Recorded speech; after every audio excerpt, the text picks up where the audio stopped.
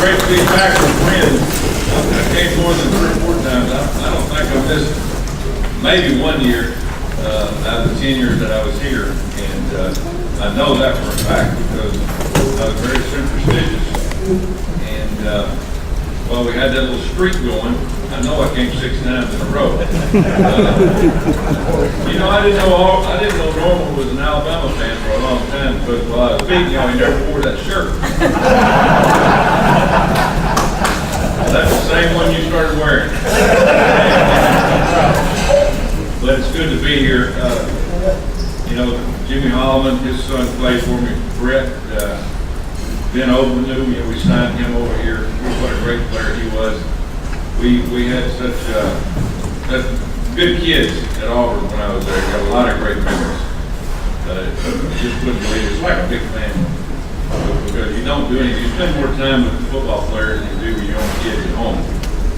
Fortunately, I had 2 boys, and I kept them up at the office quite a bit. They got to know all the players. And Sucker, my oldest son, graduated a couple years ago and actually didn't play much, but was a quarterback for Gus. And now he's a banker in New York City. My youngest, Troy, we got to Auburn. I mean, they were little big kids. Troy's now 22, the youngest, so he's a Cincinnati finishing up. But tons of memories. You know, I got as many Alabama friends. I got Auburn friends, to be honest with you. Over the years, you know, you make those friends and relationships, and I keep up with them. I keep up with a lot of football players. I got pretty good friends with A.J. McCarron. You know, he was a quarterback at Cincinnati Bengals, and I'd go watch him practice. And he'd come over and watch practice, and several other guys on the team that were Alabama players. And but you know, that's what football does. It just brings you together as a big family. And I know in this state, people don't realize. You know, I've been all over. People don't realize how this rivalry is over here, and it's serious, and as we all know, but it's a fun series, and you know, that's the reason it's fun to be a part of it. And I was part of that game for 10 years, and I hated the game, to be honest with you. As a coach, you know, the pressure is so far high on you as a coach because your fans expect you to win because they want that bragging rights for 365 days. And so it's like you got the world on your shoulders. And, you know, it can kind of creep up on you. Fortunately, for us at Auburn, we always played Georgia. We didn't have that game when we played Georgia. We went around and play Alabama the next week, which was pretty dang tough. But a lot of great memories out of that. But I was always glad when that third game was over. You know, and but you know, the winning and losing is a big part of that game. A lot of fun. And this year I've been going 10 years, and it doesn't take that long. You know, I travel around a little bit. I got out 1 year, worked for ESPN. Next year I love it. Texas Tech. Had a good time. That's a great atmosphere for football out there. I didn't care too much for the wind. It's awful flat, and not many trees. And I live next door to Bobby Knight. What they experienced that. He invited us over to his house after we first got there, and before I got over there, we're living in the city limits. Had a big field out in the back of our house. Here's somebody shooting a gun. I go over to Coach Knight is sitting in a rocking chair shooting doves off his back porch. That's true. That's a coach. We're in the city limits. I don't care. What a good guy. You know, we sat down and said, Coach, we're going to be neighbors, we're going to be friends. He said, let's make a deal. You don't ask me about basketball, I want to ask you about football. I said, that's how you go. But we're about to lose him. He's not doing good. He's got dementia pretty bad. And, you know, it's just a shame. You know, a guy like that, you know, he's a legend. And I learned a lot from him just sitting there and talking with him. Day in and day out, you know, we'd sit around and drink beer, do something, and we'd go fly fishing. He loved to fish, he loved bird hunting. He said, I'm not mad at deer or anything, he said, I like the bird. So we did a lot of that, but just a good fellow. But he told me a joke. He said, Coach, it's flat out there. And I said, yeah, it's flat, Coach. He said, you can lose your dog here to see him running for 3 days. That's about right. There ain't nothing out there but oil wells, cotton, and prairie dogs. I mean, it's unbelievable. I enjoyed it out there. People were nice. And then went to Cincinnati, and I left there. Everybody said, "You go from Logan to Cincinnati." Well, my wife's father was at Auburn, and we knew it was going to be tough. And so that job came open. They actually called me and said, "You know anybody that might take this job?" And a friend of mine, matter of fact, I worked with him at Auburn, and now he's an AD at Virginia Tech. I said, "What about me?" He said, "You interested?" I said, "Well, there's several different circumstances. I'm going to go coach for 4 years. I talked to you about it, and we'll end up going." And it was good there. It was just a little bit, I didn't move across the river up there, Ohio River. You got Cincinnati on one side, you got Covington, Kentucky on the other. And we go up there, my wife said, "Let's live in the city." I said, "No, my dad turned over his grave. We lived north of Mason-Dixon line." Because that's where it was, right there. So we lived in Covington and drove across the river every day. But had a good career, really enjoyed it. Football's a lot of fun. Had some people call me last year about possibly getting back in it. And I said, I kind of like wanting to play golf, talking football instead of chasing these kids around like I did for 40 years. But it was very enjoyable. Made a lot of friends. Now I'm part of a radio network that I invested in, and it's doing really good. Working a little bit for CBS this year. I'm not doing ESPN games because what happened was I'm out last year, and I was excited about being able to go to games. So they asked me if I'd do these games with Mike Patrick. I said, "Well, I'll try it for a year." But you don't get to watch any game but one, the one you're doing. I mean, you got to prepare and work it. It's not a 2 or 3 day job. It's a 7-day job working one game. And you stay on the road all the time. So this year I decided to just kind of hang out. I'm going to tailgate a little bit this year. I'm actually going to go to 2 games of Auburn. I'm going to go to LSU this week. And yes, I'm going to Tuscaloosa. Tailgate. I ain't going in the stadium.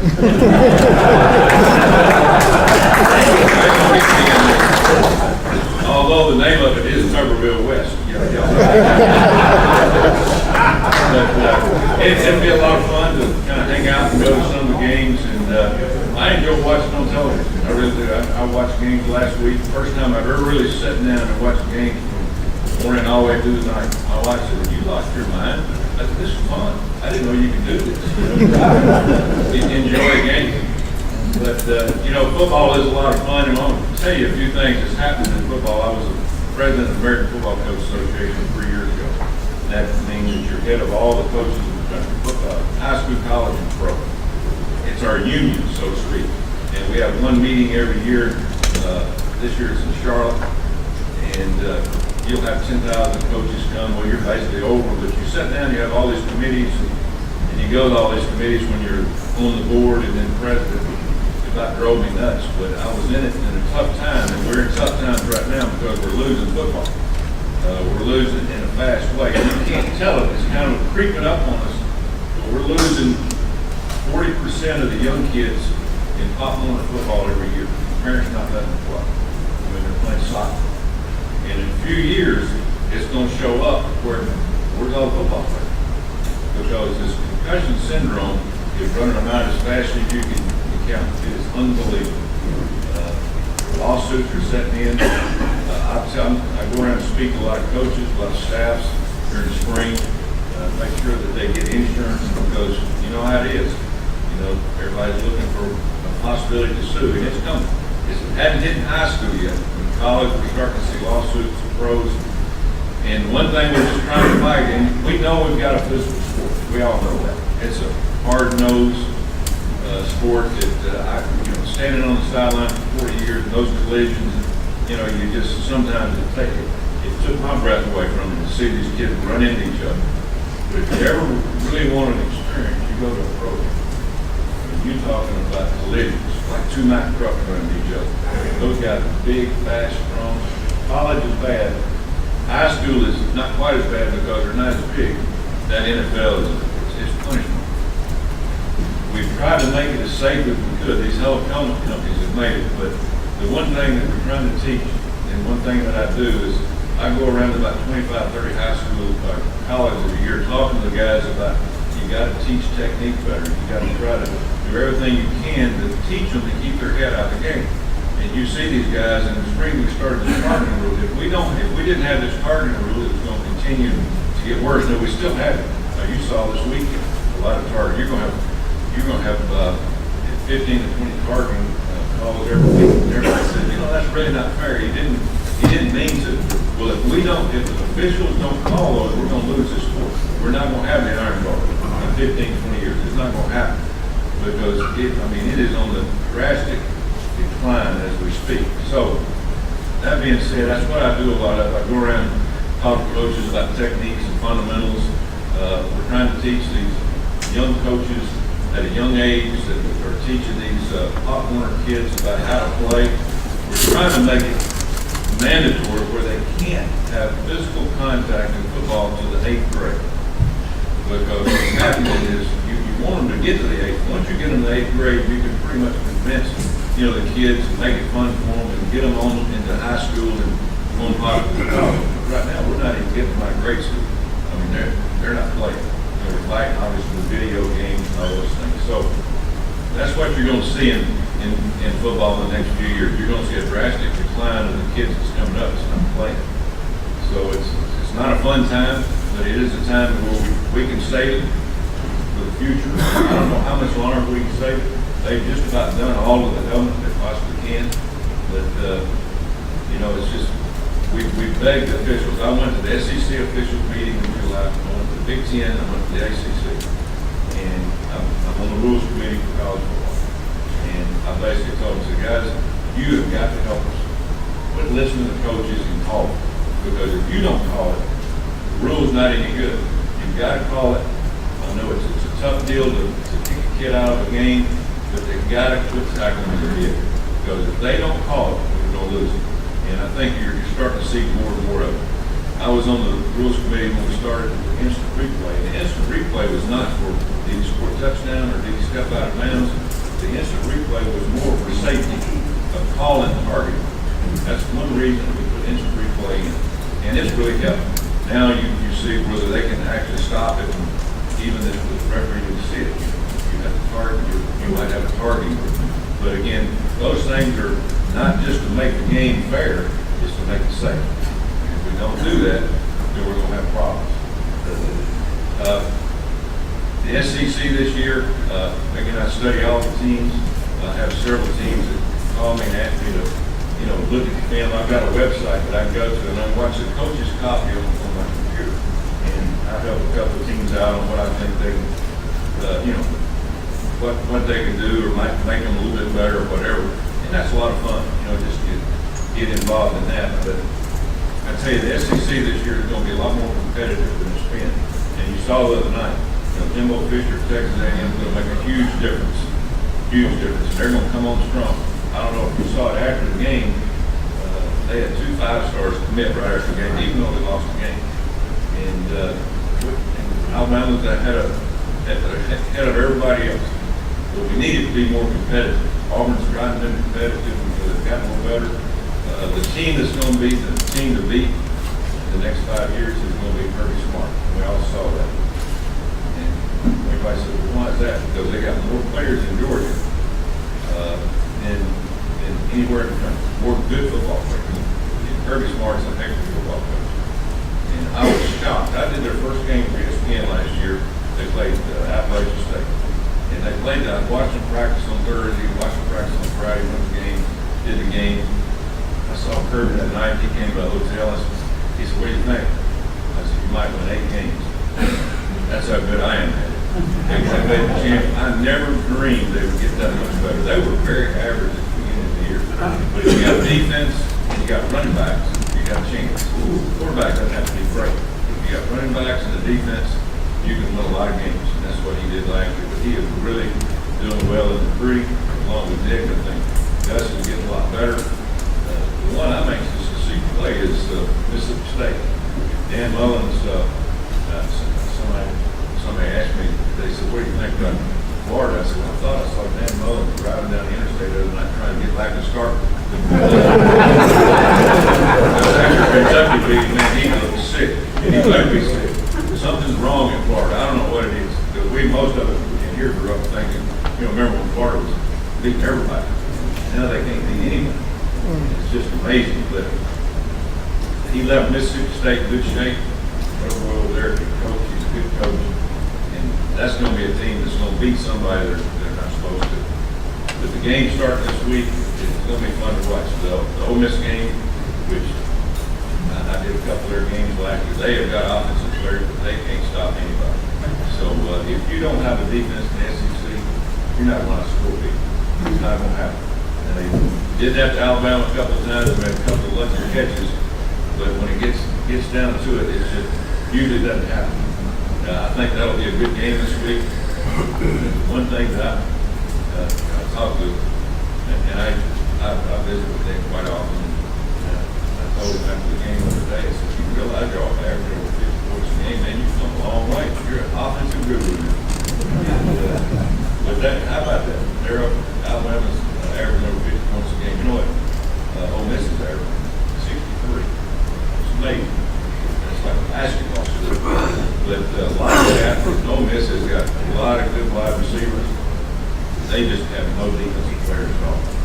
And that quarterback's pretty good. So that'll be a good game.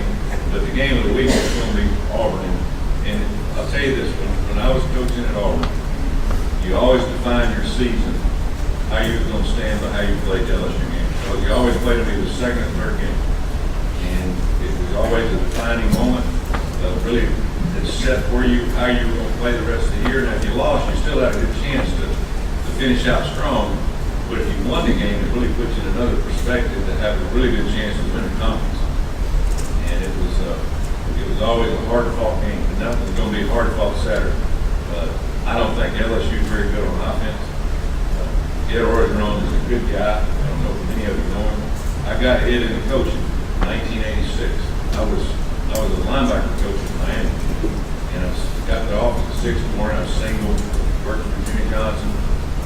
And the secretary came in and said, Coach, you're the only coach here. There's a guy on the phone that I cannot understand. I can't understand him. I don't know if he's sick or he wants to talk to a coach. I said, bring down here, I'll talk to him. Hello?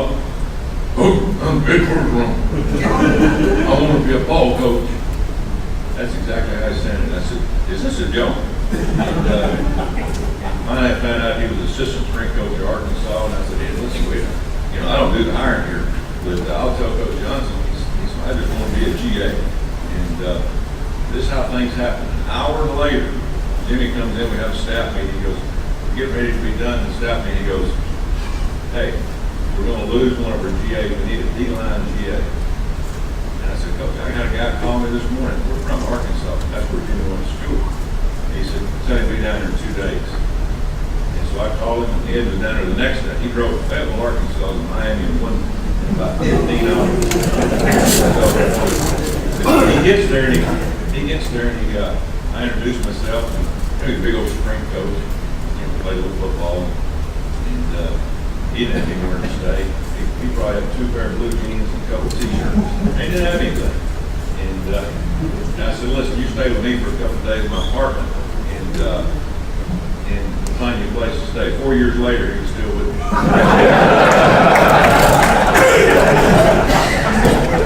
Funny guy. He's a good coach. About as good as coach that come, he'll do great at LSU. Matter of fact, we're at the 1989 Sugar Bowl. We're playing Alabama in the Sugar Bowl. We get there the first night. The game's on Saturday night, and we get to New Orleans. Of course, he's from there. He goes, Coach, let's go to Paddle Brown. I want to show you a good time. We got to work, man. He said, we got time. I said, y'all go ahead. I'll be down there in a couple hours. So they go down to Bridgeport, and I go down there. He's got 4 or 5 girls that got his arm around them. They're on a convention. And he ran hard now. And he had a whole table full of girls, had his arm around them, and had one of our players, who was Cortez Kenneth. He was with him. I said, Eddie. He said, Coach, he's going to be a first rounder after 53 weeks. He said, it'd be fine. So I sat up, he introduced me, one of these girls, we sat there talking about an hour. I gave him a card, and she left. I married her 3 years later.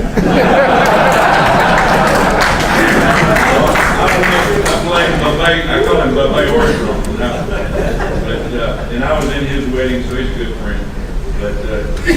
good defense. His offensive line's not very good. We're about to get better. And Steve Insmaker, who was our offensive coordinator for me at Auburn for a few years, he's the new offensive coordinator. Kind of funny how things go around. It really is. You know, that's what college football is like. It's like a big family. But it's going to be a fun season to watch as we go through.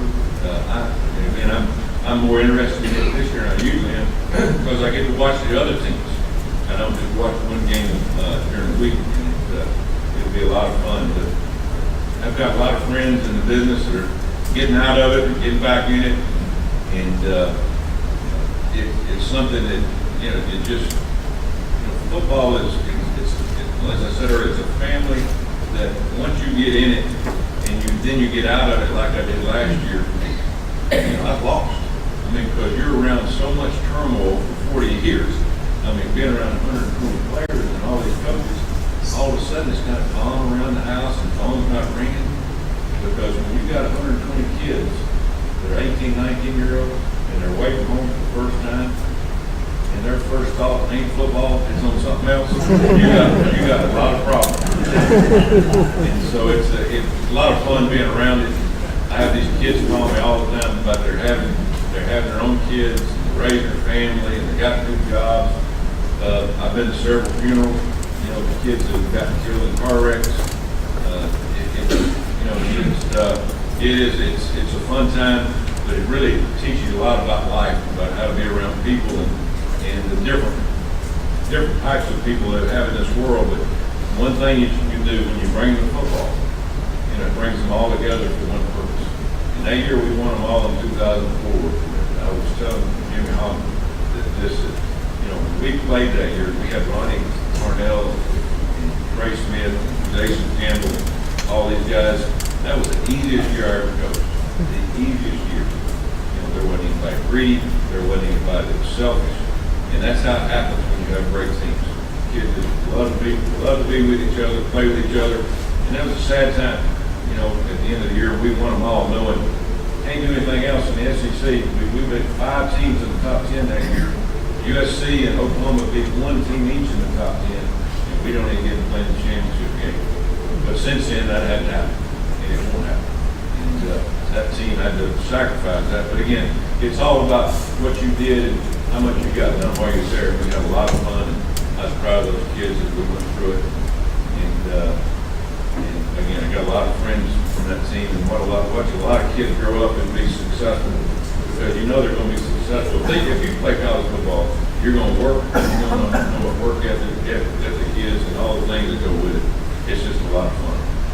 All right, let's get to the questions. You know I had the game. Yeah. Any questions? I know you got them. Don't make this easy. You're an Arkansas guy going to ask a question. They can't blend in the Western. I'm just sorry for Mr. Austin. I've offered to send my friends Big Al Blow Up and Alabama shirt so they you know them. Well, that's supposed to be the most dominant defensive team in football. I think on most of yes, we're all good. I think A&M got that good of an offensive team. Yeah, they do. They got a scheme. The one thing you tell about good coaches, they got a plan. Now, Kevin Selma didn't leave with a fair coach. I mean, they got all young players. Kevin Mond can run. They have good running backs. Receivers got speed. They got the best offensive line coach in the country. His name is Jim Turner. He's a Marine, and he coaches like a Marine. And they play good defense, sound defense. That's a tough place to play. And I was a little bit disappointed in Dabo Swinney. I don't know if y'all noticed this, but sometimes you start losing a little bit of control of your team. And Clemson landed the day before the game on Friday. They showed a clip of it. Off the defensive line getting off the plane. They got light blue suits on. They look nice, you know. They got cowboy hats on. I'm thinking, you know, that's going to piss them guys off. I mean, it's kind of like you're sticking your face. And you don't do stuff like that. We did that one time when I was coaching for Jimmy Johnson. We played the Fiesta Bowl. played Penn State for the national champion. We had about 10 guys get off playing in fatigues. Most of you remember that game. And Penn State beat the hell out of us. And we were so much better. But it's about your attitude. And Clemson just doesn't look like they got the attitude that they've had in the past. They were out-coached. Their defense couldn't cover the pass. They were playing the run, and 8 guys on the line of scrimmage, they were running play action and just going behind the linebackers every time.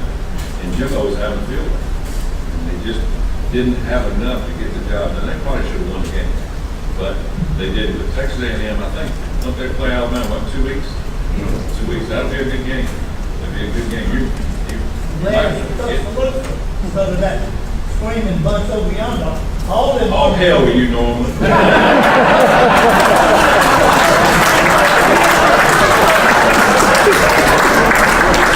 You can't play over there every game. You got to go out of town or one.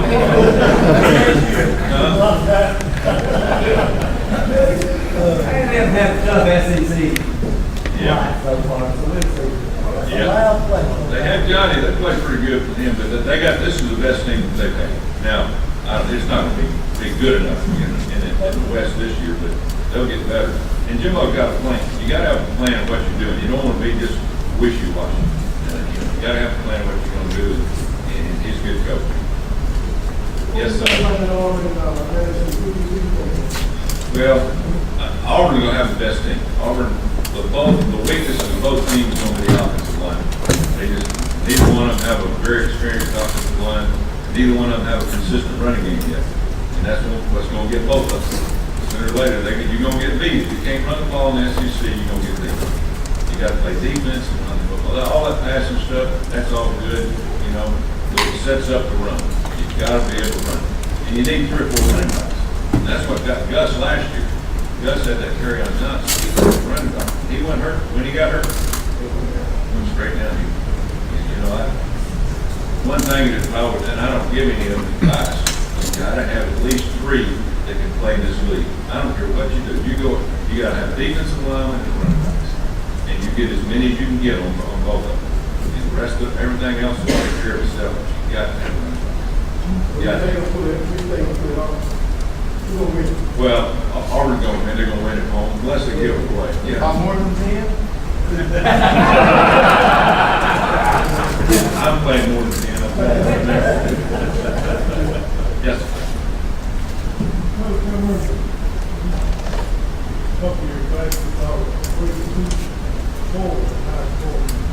I think Mississippi State down here very good too. Yeah. Why is it that much harder? Good offense. Well, why the offense has gotten better because everybody recruiting more receivers and spreading it out. And all these 7-on-7 leagues across the country have really helped quarterbacks. I want you to think back 4 years ago in the conference, just in the SEC, you couldn't name a quarterback. Look at them now. I mean, everybody's got a good quarterback to throw it in. They're all been developed in these passing leagues that they throw all the time. It's kind of like the AAU basketball. And we started these passing leagues because all these kids were playing AAU basketball, but we weren't getting to football. And so we started passing leagues all over the country from these high schools. They have tournaments in the summertime. You have receivers, and that's made it a lot better for kids learn how to throw the ball. Now the technique is not there as much, but you've got more guys that are quarterbacks. But we've developed more receivers because of it. Now it's hard to find defensive backs because when we started that, none of these kids wanted to play defense. They wanted to play receiver. They wanted to catch the ball. They wanted to tackle. And so that's the reason the offense is now getting a little bit ahead of the defense. But it's hard to play defense against, you spread it out. It all be against the law for Alabama to have that quarterback they got. That kid is going to be unbelievable because you got to account for him. I mean, if you got A.J. McCarron or Stedham, you got to account for Stedham a little bit. That Tua kid, it takes 2 people to tackle him. The only problem when you got a kid like that is you better have somebody behind him. And that's what Nick's doing. He is making sure he's got Jalen because he's going to jump up one time, he's going to come down on somebody, turn his ankle, he's going to hurt his shoulder. You can't play that way all year long and stay 100% healthy.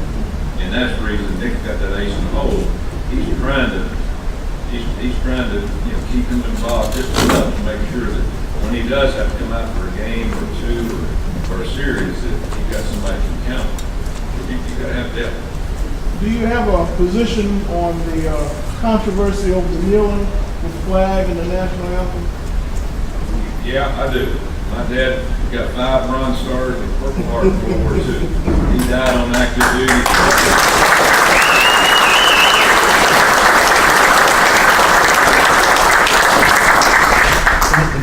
And I know where they're coming from in some areas, but, I've dealt with football players all my life.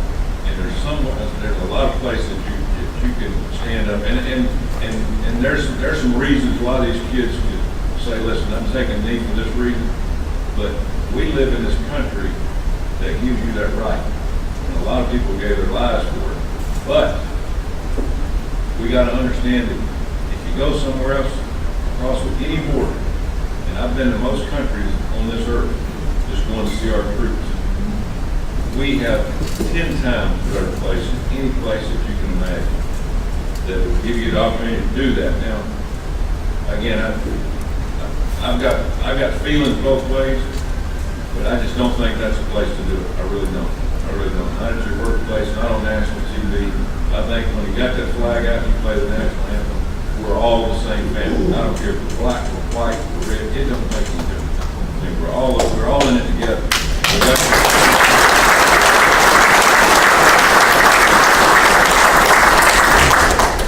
Coach, I know you're glad you got out of the hospital without being a fine ball. I'd forgotten about that. You won't bring that up. You said the only way to keep leaving hospital is being a fine ball. All right, now I'm writing a book. And it won't be a heck of a book if you got to read it, because all that stuff's in there. And I'll tell you what happened. I'm an Ole Miss, and my family loved it there. I liked it. I had 3 jobs offered that year. I had Auburn and 2 more, 2 real good ones. We were thinking about staying, and the Thursday night before I decided, we played Jack and Cheryl on the Egg Bowl. And I already had 3 offers. I sat down and talked to all the coaches. Okay, here's the 3 jobs we got. You wouldn't believe the 3 that was offered, but Auburn was one of them. And I sat down with the coaches on Tuesday night. On Wednesday morning, I went to see the president. Now, our facility with Ole Miss were worse than any high school you can imagine. I mean, they're all. And we were playing with smoke and mirrors. So I went, talked to my wife, talked to the coaches, I went to the president. They were doing a $500 million campaign raising money. And they were doing good. They were raising money. And I told him, I said, listen, if you will let me help you raise the money, in which I've made a lot of friends and alumni over there, and you'll give us $50 million, that $500 million, to help the facilities, I'll stay. He said, we're not doing it. I walked out of the office, played the game, got on the airplane, Auburn the next day on Friday, came over and took the job. That's exactly what happened. And so, but everybody complains to me, but I never told that story. But they're going to read it, because this folks are going to read my book. I was hoping that this chancellor wouldn't be around, because he's getting on up in age, but he wouldn't be embarrassed. But hey, life's a bitch when you got to read a book. And I'm taking enough over that over here. But I did tell him, the only way you can get me out of here is a fine box. Yes, sir. Did you remember you at the Beasley? Yeah, you were on Yes. Fast kid. Yeah. Oh, yeah. He can run now. Yeah. Yes, sir. Hey, if you explain to me what the strategy was behind the Alabama going 2 points on the first touchdown, national TV, playing a high-ranked team, without saying the word stupid. Well, I'm watching the game. Here's the deal. You get into coaching and you do these things, and when you do them and practice them, you think you got to run them, right? And I asked a couple of coaches and said, well, we were planning on running this, and because we felt like we'd catch them off guard, we felt like, 1 point was going to make a difference. It almost was the other way. Almost the other way. Yeah, so they set it up, and it has to be a perfect fit from the running, and it was. They had 4 guys. Washington had 3. The kid takes the snap. All you got to do is throw it. The guy standing there walking by himself. Well, he decides that he's gonna run it because he thinks he can. He don't make it. So you coach to do it, and you go out there and do it, and it don't work, and it backfires on you. The problem I have with it is all you crazy folks in Auburn, y'all would jacked up. I mean, that TV of mine was just pumping like that. I said, you guys, you got him. Just keep it going. All of a sudden you do that, and it's like you're stuck a knife in the balloon. You know? I was there. Yeah, I mean, it really hurt, but he knows it. And I'm sure that that's like Muschamp. Last week, you hear all about South Carolina. They got a good team. They got a good team. He's playing in Buddy Kirby. They're not as good as Georgia, but they're playing at home. And they got all those chickens over just jacked up. You know, they're all fired up about playing. And then he comes out, he goes 5 wide receivers and no running back for the first 6 plays. Puts it out there, interception, score, game's over. Instead of just lining it up and say, okay, we're going to see how tough they are first, and if we got to do it, I'm sure Kirby went in the meeting on Sunday going, I can't believe I let y'all talk to me. Because it's something they don't do. And the little kid was nervous, and they wouldn't want anyway. Georgia's better than I thought. Georgia lost all those defensive players. It doesn't look like they're taking a step back. They're probably the top 6 or 7 team. They're not one of the top 4 right now. They might be at the end of the year. Any other questions? No, sir. 2 Auburn teams that should have played the national championship, one being 04 and one being 83. Which one would you say was better? Well, 83 having Hugh Jackson, Randy Campbell, and really all those. you know, they're both about the same. I'll tell you what, that was a heck of a football team, 83. And again, they play good defense. I went back and watched some of the film on that team. They were really good. So, I mean, you can't really compare, if you compare it to the teams that they play, you know, like last year, I didn't think Alabama would win it, but last year was a very average year for a good team in college football. And Nick was able to take one of his, not his worst team, but a team that lacked a little bit of experience and went and won it. I mean, that's what got me. Because Georgia wasn't really that good. I mean, they were solid on defense and good running game. Freshman quarterback, they were probably the best team if they played any defense last year was Oklahoma. I mean, they were loaded at offense, but they couldn't play dead on defense. I mean, they were all same thing this year. They play any better, they'll make, and they might beat somebody to get the championship game. I think that's going to be a huge factor to see if that happens.